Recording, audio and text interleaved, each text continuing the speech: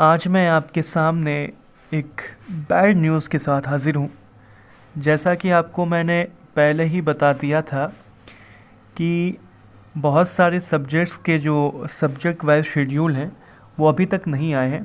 जैसे कि बहुत सारे के आ गए हैं, लेकिन 5-6 जो थे, जैसे कि बंगाली, कन्नड़ा होम साइंस, हिंदी एक बहुत बड़ा सब्जेक्ट, होम साइंस बहुत बड़ा सब्जेक्ट, सोशोलॉजी, ज्योग्राफ़ी और संस्कृत जैसे जो सब्जेक्ट्स हैं उनका जो है अभी शेड्यूल नहीं आया है।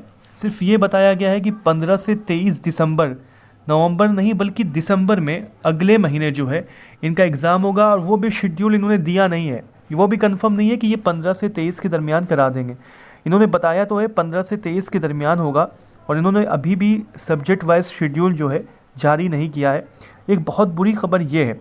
और जो मेन चीज़ जो है, जिन लोगों का एग्ज़ाम हो जा रहा है, हम लोगों का एग्ज़ाम जैसे 24 को है, बहुत से लोगों का 22 से एग्ज़ाम, 20 से एग्ज़ाम जब शुरू हो रहा है, तो जो लोगों का एग्ज़ाम हो रहा है और जो दरमियान में एग्ज़ाम होगा, तो उसके बाद क्या है कि हम लोग रिज़ल्ट का इंतज़ार करते हैं कि हमारा रिज़ल्ट कब तक आएगा।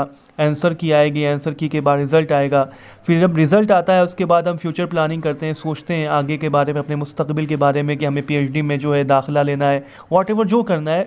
बहरहाल हम इन तमाम चीज़ों के बारे में रिज़ल्ट के आने के बाद सोचते हैं।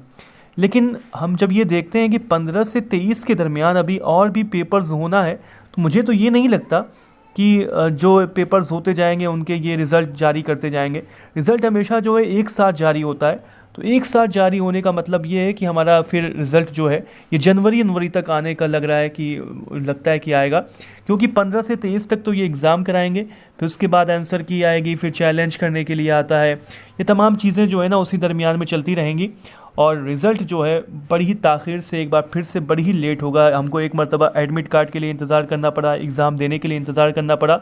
अब हमें लगता है कि हमें अपने रिज़ल्ट के लिए भी काफ़ी इंतज़ार करना पड़ेगा। तो इसके बारे में एनटीए को सोचना चाहिए, और लड़कों के मुस्तकबिल के साथ, उनके फ्यूचर के साथ नहीं खेलना चाहिए, क्योंकि उनको और भी दूसरी चीज़ों की तरफ उनको फोकस करना है। उनको पीएचडी में दाखिला लेना है, या उनको आगे जो कुछ करना है, वो रिज़ल्ट जो है उनको बड़ा ही मायने रखता है। तो लगता है कि एक मरतबा फिर से रिज़ल्ट के लिए भी ताख़ीर होने वाली है। लेकिन कुछ भी हो, व्हाटएवर, आप जो है कि अपनी तैयारी में मशगूल रहें। आपके इम्तिहानात बहुत करीब हैं, और उस इम्तिहान के लिए अपने पूरा फोकस लगा दें, अपनी पूरी तैयारी करें, अपना 100% देने की कोशिश करें, और इम्तिहान को अच्छे से दें। All the best.